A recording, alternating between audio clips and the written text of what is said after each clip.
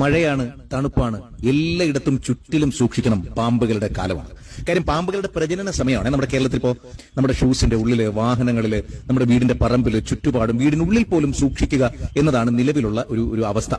സാക്ഷാൽ മൂർഖൻ മുതൽ അങ്ങോട്ടേക്ക് ഒരുപാടെണ്ണം, വെള്ളിക്കെട്ടൻ, രാജവെമ്പാല, അണലി തുടങ്ങി ഒരുപാട് പേരുടെ പ്രജനന കാലമാണ്. മെയ് അവസാനം ജൂൺ ആദ്യ വാരത്തിലുമായിട്ട് പ്രസവിച്ച് മുട്ട വിരിഞ്ഞൊക്കെ കുഞ്ഞുങ്ങൾ പുറത്തിറക്കും. കാട്ടിലെ രാജവെമ്പാല വിരിഞ്ഞിറങ്ങുന്നത് ഇതേ സമയത്ത് തന്നെയാണ്. മുട്ട വിരിഞ്ഞ് 28 മുതൽ 40 വരെ മൂർഖ കുഞ്ഞുങ്ങളും ഒറ്റ പ്രസവത്തിൽ 45 മുതൽ 60 വരെയെങ്കിലും അണലി കുഞ്ഞുങ്ങളും പുറത്തിറങ്ങാറുണ്ട്. 8-12 ദിവസത്തിനകത്ത് ഈ കുഞ്ഞുങ്ങൾ ഉറയൂരും കേട്ടോ. പിന്നീട് പല ഭാഗത്തേക്കും സഞ്ചരിക്കലാണ് പതിവ്.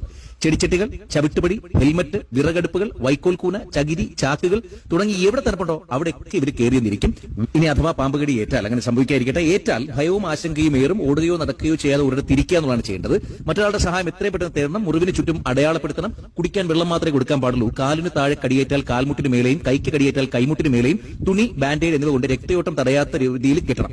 റബ്ബർ ബാൻഡ് കയറൊന്നും ഉപയോഗിക്കാൻ പാടില്ല. കടിയേറ്റയാളെ നടക്കാനോ കിടക്കാനോ ശരീരം ഇളകാനോ അനുവദിക്കരുത്. പരമാവധി എടുത്ത് തന്നെ കൊണ്ടുപോകണം. മുറിയിൽ അമർത്തുകയോ ഞെക്കുകയോ വായ കൊണ്ട് വലിച്ചെടുക്കുകയോ പാടില്ല.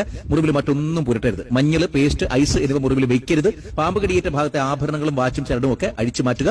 എത്രയും വേഗം ആശുപത്രിയിൽ എത്തിക്കാം. അതാണ് നമ്മൾ ഏറ്റവും അടിയന്തരമായി ചെയ്യേണ്ടത്. അപ്പൊ ശ്രദ്ധിക്കണേ, സൂക്ഷിക്കണം. ഏറ്റവും പ്രിയപ്പെട്ടവർക്ക് ഷെയർ ചെയ്യൂ. എന്നിട്ട് അങ്ങോട്ട് ഫോളോ ചെയ്തേ.